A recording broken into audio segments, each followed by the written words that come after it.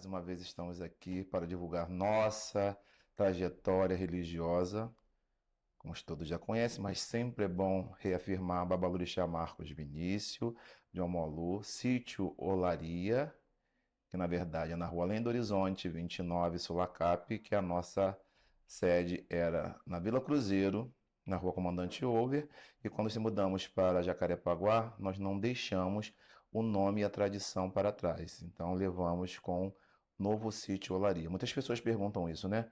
Se a casa é em Jacarepaguá e por que Sítio Olaria? O Sítio Olaria é um carinho do nosso primeiro axé.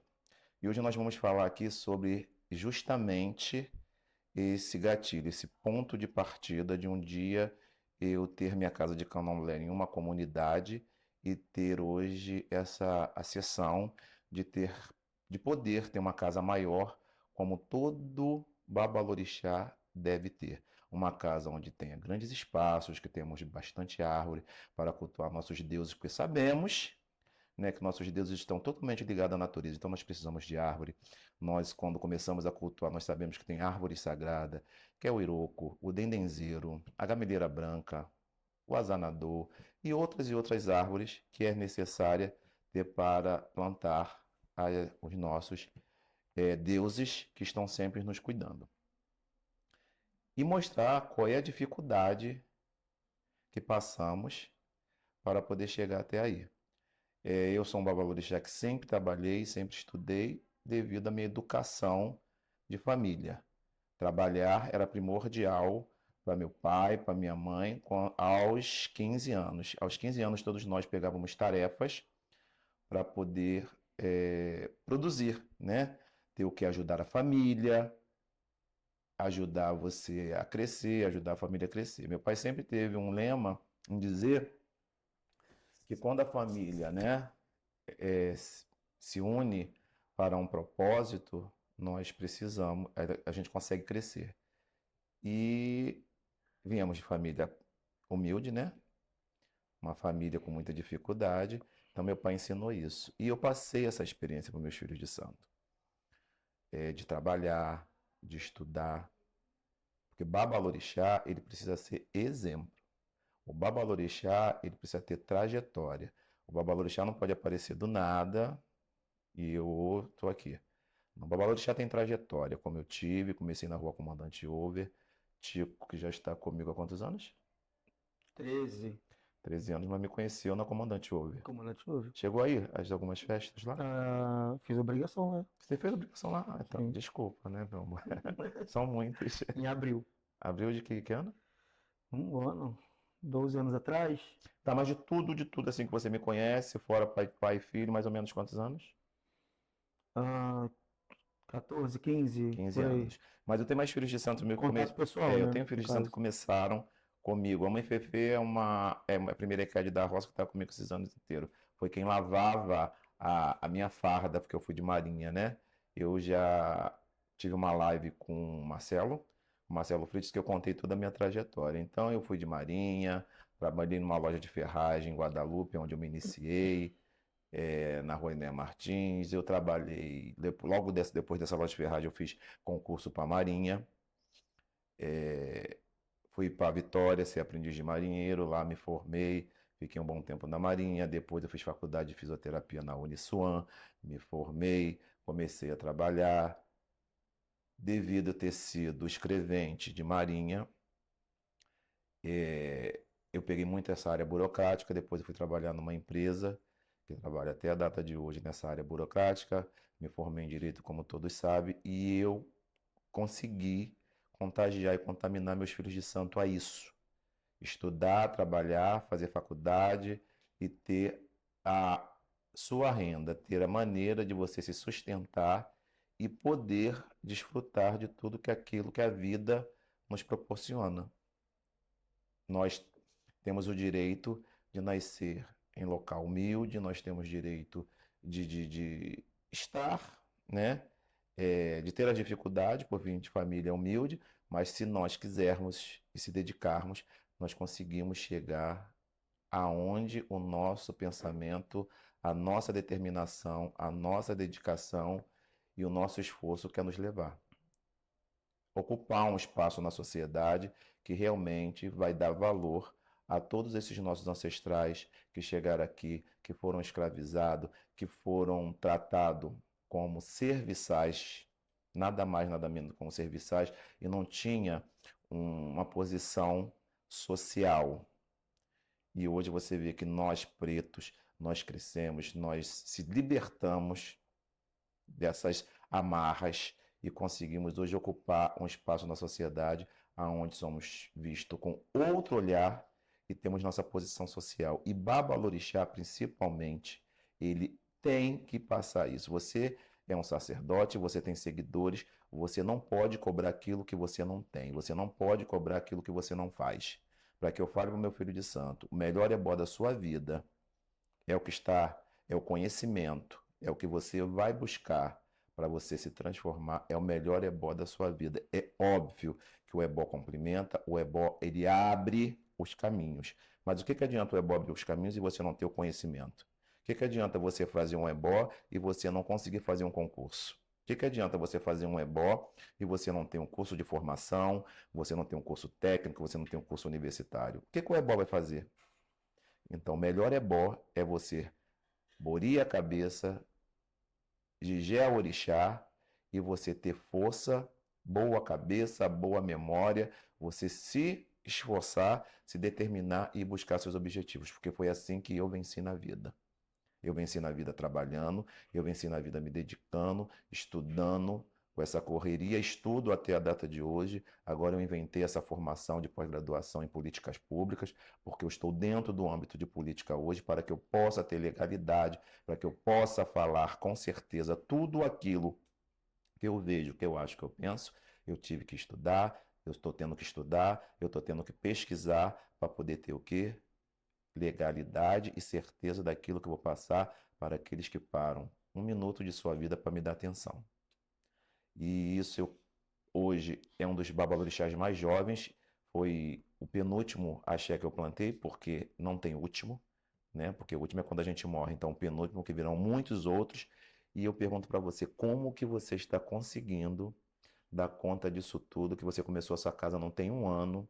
Eu tenho um orgulho de dizer que eu cheguei naquela casa, só tinha mato e terra, e hoje a sua casa já está de axé plantado, que as coisas de santo estão muito caro, sua casa já está totalmente montada, com poucos detalhes para se fazer. E eu tenho certeza que é uma dificuldade muito grande de ajuda de filhos de santo quando começa, porque o filho de santo nunca bate na sua porta, né? 35 anos de cadeira. Seu filho de santo nunca bate na sua porta com dinheiro, seu filho de santo já chega precisando de ajuda. Você tem que tirar do seu armário para ajudar ele, e se depois ele for uma pessoa que te valoriza, ele vai te retornar as portas que você abriu, porque na grande maioria, eles adentro da sua casa, você abre o seu armário, seu conhecimento, seu bolso, ajuda, e quando eles estão bem, eles viram as costas e vão embora. Então você não pode contar com essa ajuda.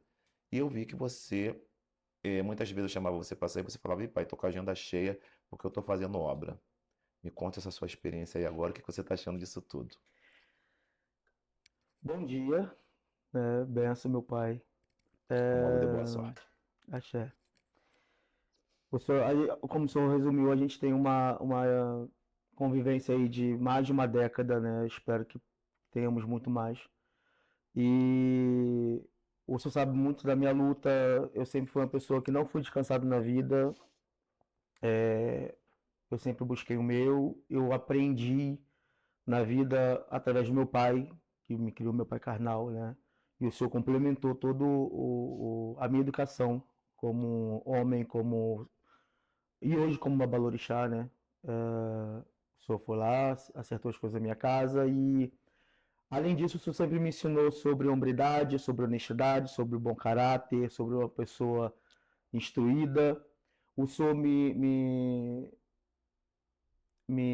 orientou a sempre estudar, sempre estar crescendo. Eu morei há um tempo, um período da minha vida com o senhor dentro da sua casa, onde o senhor sempre me fez ver a vida de uma outra forma, de uma forma mais instruída. Assim, eu ingressei novamente à faculdade, né? Eu já tinha iniciado um processo de engenharia de produção lá, uns anos atrás, parei no quarto período, estudei contábeis com o senhor, morando com o senhor, e aí parei no quarto período de novo.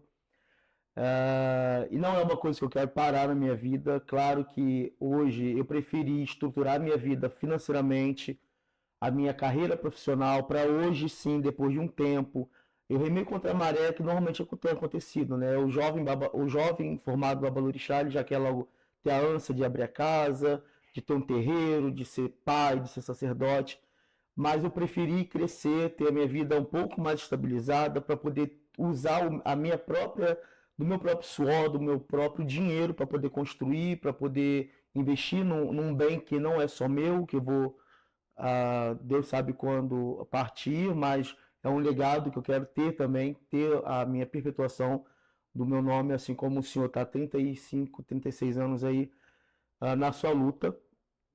Não é fácil, a gente tá nessa correria de trabalho e futuramente eu quero voltar a estudar sim, porque é um projeto meu. Inclusive eu tenho filhos de santo que estão nesse processo dentro da minha casa, se formando ou já formados, em que, pai, olha, eu não posso ir para funções porque eu tenho que estudar. E eu não posso tirar esse direito, porque é um direito que todo mundo deve ter e um esforço que todo mundo deve ter também, porque a gente precisa de uma sociedade cada vez mais engajada dentro da política social, para dentro dos nossos terreiros, para dentro da nossa casa, para da nossa família em si, porque a gente precisa cada vez mais ter integrantes dentro da nossa política para trazer mais benfeitorias para o nosso culto, mais visibilidade para o nosso culto, enfim, a abranger a nossa instituição como religião, né, para a sociedade, para a gente ter mais visibilidade, para a gente ter mais direitos, a gente não passar tanto sufoco como a gente já passou há muito tempo atrás, ter melhorado dentro das nossas políticas, das nossas lutas aí, ainda não é o cenário ideal. O senhor é muito empenhado hoje nessa parte mesmo de política, e o senhor consegue passar isso para a gente de uma forma mais lúdica, porque a gente tem muita gente ignorante aí no nosso culto, é fato, mas a gente não pode também deixar de buscar o crescimento pessoal, quanto formação pessoal, como pessoa fora do culto, para poder a gente ter uma janela um pouco maior para lutar pelos nossos direitos. E eu acho que o senhor, acho não, tenho certeza que o senhor é uma pessoa que está acima, formada e que não vê os seus filhos, não deixa com que seus filhos fiquem largados a respaldo qualquer, né, sem uma orientação, porque eu sou uma pessoa que busca que a gente cresça tanto no ambiente religioso quanto no ambiente profissional e pessoal. E claro que é muito difícil tá nessa luta de construir terreiro, de viver uma vida familiar, relacionamento, profissional e conseguir conciliar tudo isso, além dos filhos de santo, né? Então, é difícil, mas é uma luta que é gratificante porque a gente vê em Orixá tudo que ele transforma na nossa vida, né? As respostas que a gente tem diariamente, a dificuldade que todo mundo passa, mas sem perder a fé, sem perder o foco e sem desacreditar naquilo que a gente é destinado a fazer. Eu acho que para vocês, os jovens babalorixás, tem muitos agora, né? Muitos jovens babalorixás que estão aí começando a sua vida religiosa, é muito necessário que os líderes atuais que conseguiram chegar até aqui tenham um discurso para vocês exatamente que eu penso e de forma direta e indireta eu passo para vocês. Os nossos abais, os nossos ancestrais, eles foram praticamente pegos de surpresa, porque pessoas que vieram para imigrar ao nosso país como escravo, do nada você tem uma vida humilde, você tem a sua vida lá, né, no seu país, como todo mundo já sabe da história, e de repente você vem para cá como escravo, trabalhos forçados, trabalhos, né, enfim, como a gente já sabe, todo mundo sabe da história qual é, e de repente você recebe uma liberdade. Liberdade essa que foi dada entre aspas, né? Você não tem uma casa, você não tem um estudo, como você se integra na sociedade?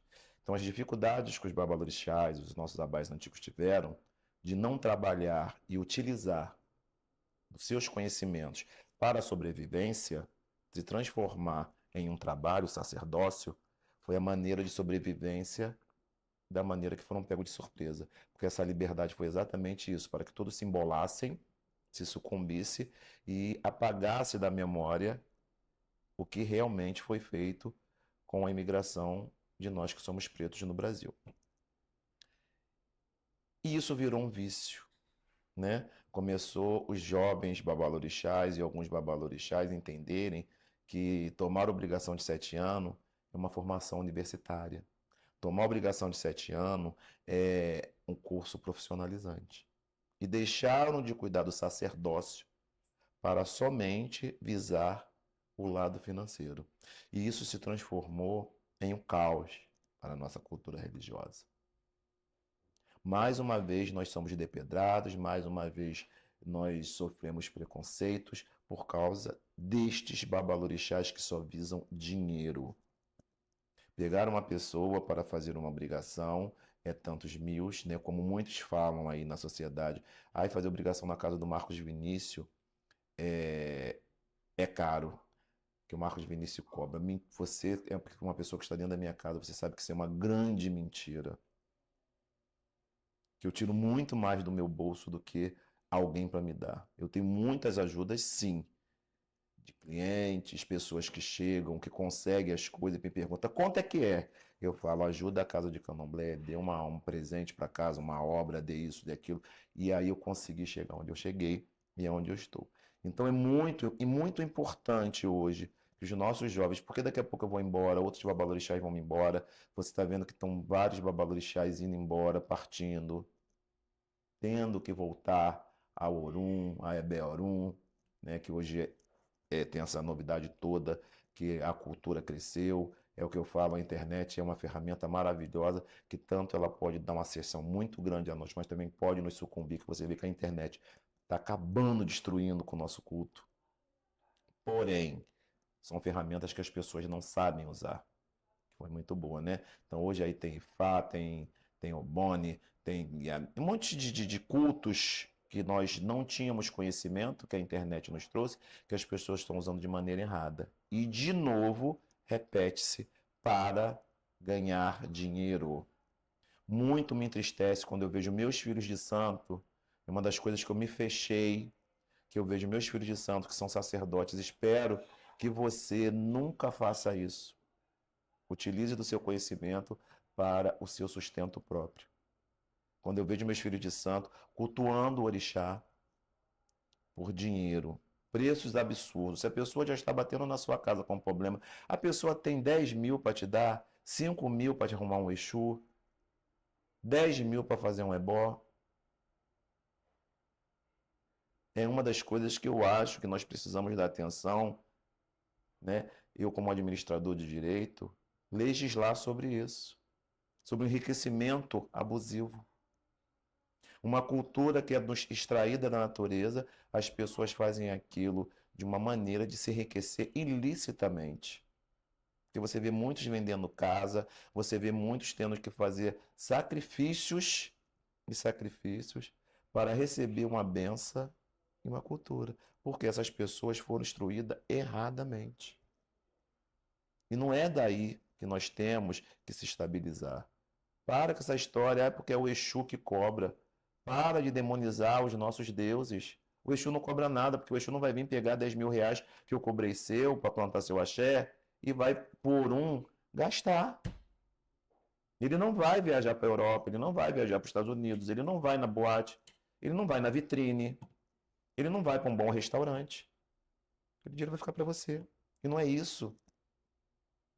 As coisas vêm com o passar do tempo. Você me viu carregar, quando eu fiz a primeira laje da minha casa de Candomblé, em Olaria, eu carreguei 380 latas de areia na cabeça. 200 sacos de cimento, entendeu? 200 sacos de cimento na cabeça. Hoje, graças a Deus, eu estou, você sabe que a roça está em obra, eu mando vir um caminhão para fazer o meu concreto.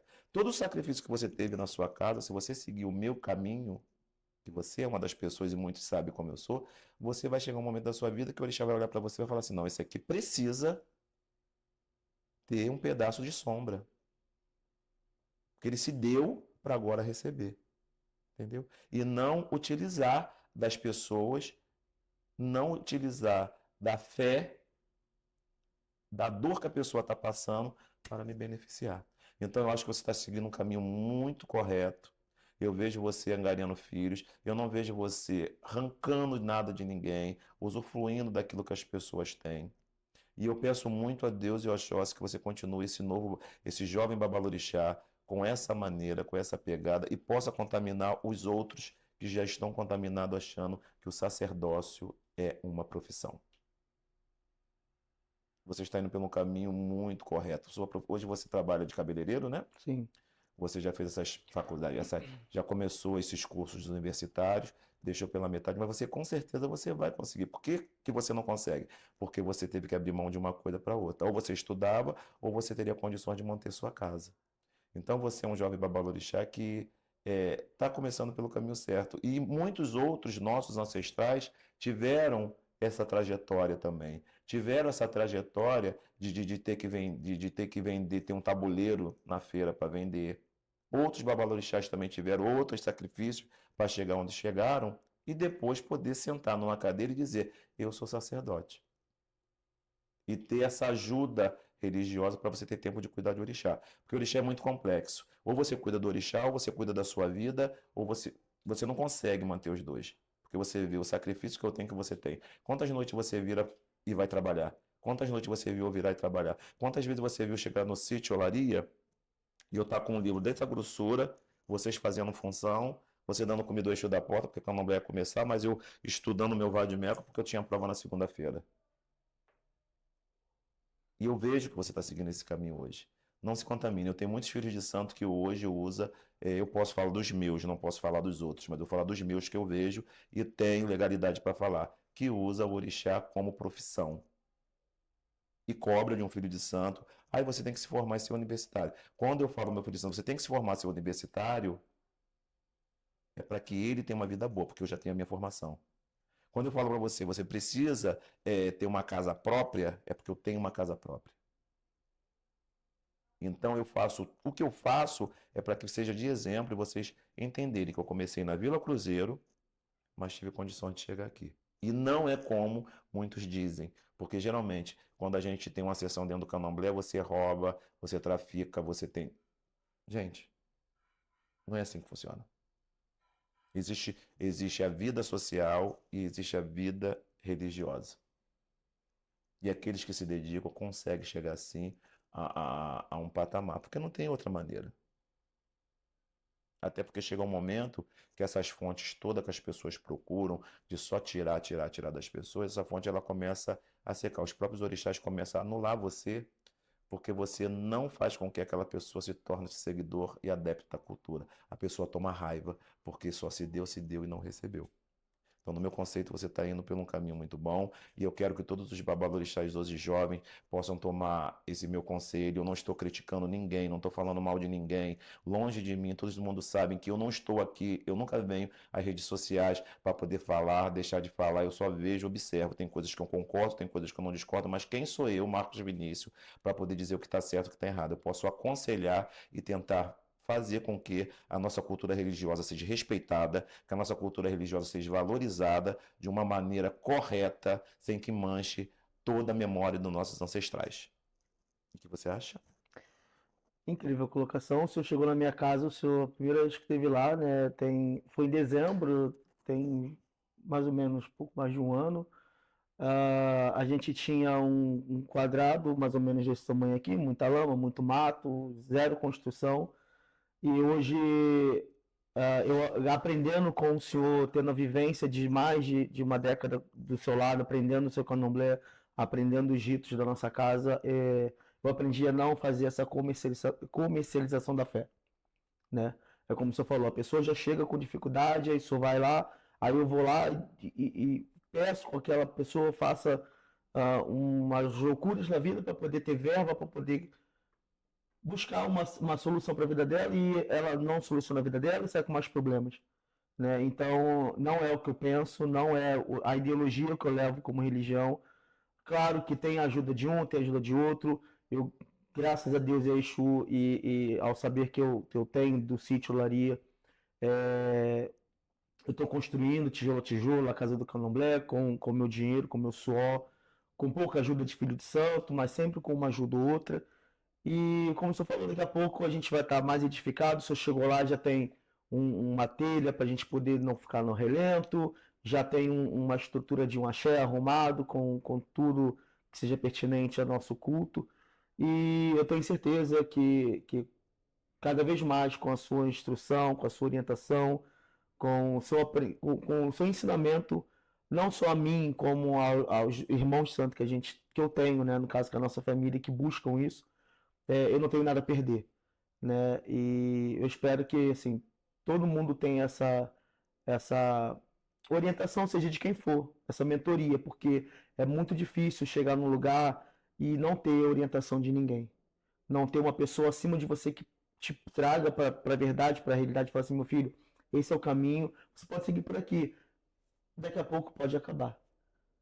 E você conseguir, no caso, construir uma casa de axé do alicerce. E o alicerce que eu estou falando não é só o físico, o alicerce espiritual, Religioso. religioso, de uma boa conduta. Eu não quero ter apenas uma casa muito bem edificada, com o melhor piso, a melhor pintura. Não, eu quero ter uma casa, além de muito bem edificada, fisicamente, uma casa bem edificada espiritualmente, com que as pessoas cheguem no ambiente, sejam acolhidas, sejam pessoas que consigam buscar orientação dentro do terreiro, para que elas consigam se edificarem também espiritualmente, não só fisicamente. Então, eu aprendi com o senhor uma coisa que é muito válida para mim. O senhor há muito tempo falou para mim assim, meu filho, edifique a sua casa com seu dinheiro, mas não edifique a sua casa subornando ninguém. Não edifique a sua casa com dinheiro alheio, que seja uma coisa ah, extorquindo mesmo, sabe? Porque depois você vai ficar à mercê da opinião do outro, de dizer assim, eu edifiquei a casa do Babalorixá Chico de Oxóssi, eu coloquei, Exatamente. eu fiz, eu aconteci. Né? E depois essa pessoa mesmo usar isso contra você.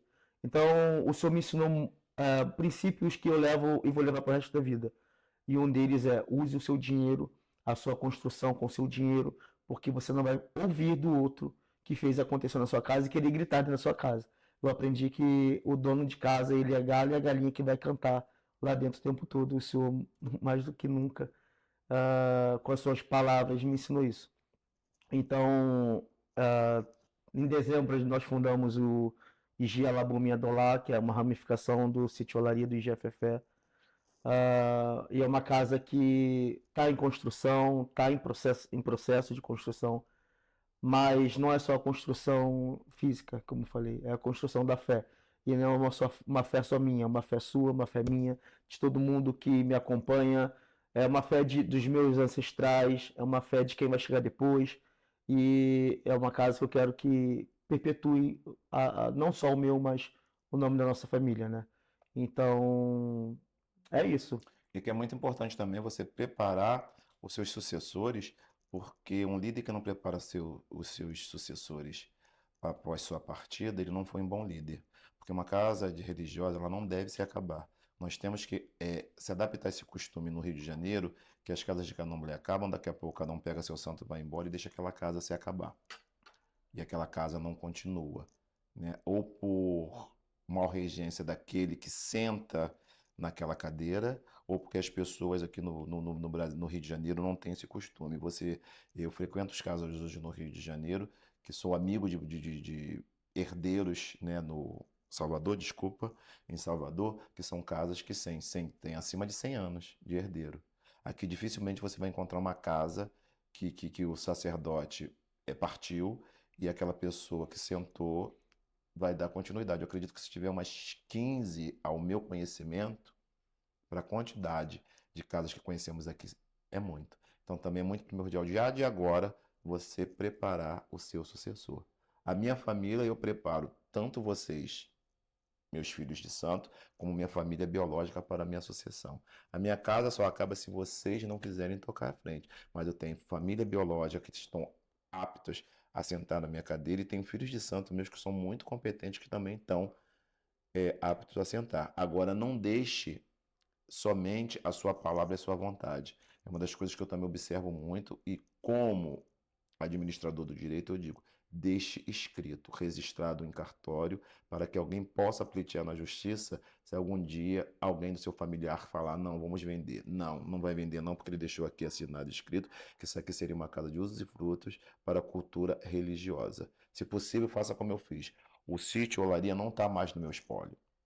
Eu fiz um CNPJ, como eu vivo falando para todos os babalorixás, meu amigo, faça seu CNPJ, vamos utilizar dos recursos que o artigo 5º da Constituição Federal nos dá direito de culto e nós temos ajudas para manter a cultura. A Secretaria de Cultura está aí, o Ministério da Cultura está aí para isso, para nos ajudar a manter a cultura que trouxemos para cá, para o Brasil. Que a nossa cultura que nós trouxemos para cá, ela tem que perpetuar porque nós somos fundadores do país.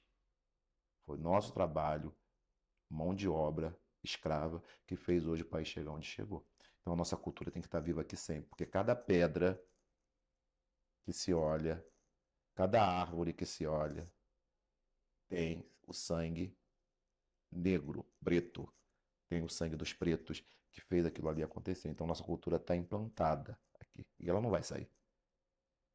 Então você tem que fazer isso, deixar escrito para que possa isso perpetuar, perpetuar, perpetuar e não só a sua vontade. Porque muitos queriam que as suas casas continuassem e a família chega e fala, eu não gosto da religião, eu não era da religião, a religião era dele. E por estar no seu espólio, é obrigado a sair, cada um pegar seu santo e a família vai fazer aquilo. O sítio Olaria já foi doado para instituições de Lodá, né? Que é aonde nasceu a instituição que eu possa falar juridicamente, que tomou personalidade jurídica, eu tirei do meu espólio e doei para a instituição. Então, se hoje, daqui a 100 anos, eu for embora, a minha família não pode fazer nada com o sítio. Ela tem outros bens móveis, imóveis meu, bem móveis e bem imóveis meu para dilapidar, se quiser dilapidar, se quiser manter, se quiser fazer o que quiser. Mas o sítio Olaria, ele sobreviverá anos e anos. E se ninguém quiser sentar, ele vai ficar lá em nome da instituição até que a prefeitura, o Estado, tome posse por falta de cuidados. E faça isso na sua casa. Porque aquela casa não é sua. Aquela casa é do Oxóssi. Eu quero agradecer a Manu Produções, que está essa empresa maravilhosa, né? Manu Produções já diz o nome, com a sua equipe que é maravilhosa, que está sempre divulgando a nossa cultura religiosa. Essa empresa, essa família, vou falar família, né? Que fica mais aconchegante. Empresa é uma coisa assim muito abstrata. Essa família, Manu Produções, eles vivem, se dedicam, pensam de manhã, de tarde e de noite em divulgar nossa cultura religiosa, fazer com que tenhamos liberdade de culto, leva o nosso conhecimento do Rio de Janeiro para o mundo, não é só para o Rio, não é só para o Brasil, mas é a nível mundial. E nós precisamos pedir muito aos orixás que dê muitos anos de vida a essa família maravilhosa para que possa, através da ferramenta, né, que eu digo que é capaz de nos destruir, ou também é capaz de nos colocar ao auge, através dessa ferramenta que é a internet, possa levar realmente o que nós, do Rio de Janeiro e do Brasil, que somos sacerdotes, temos vontade de fazer e divulgar realmente o que é real, o que é lícito e que é sério, que é a nossa cultura religiosa que nós aprendemos através de nossos ancestrais no Brasil. Defendermos que as culturas novas que estão chegando não pode ser assemelhada à cultura que já se encontrou.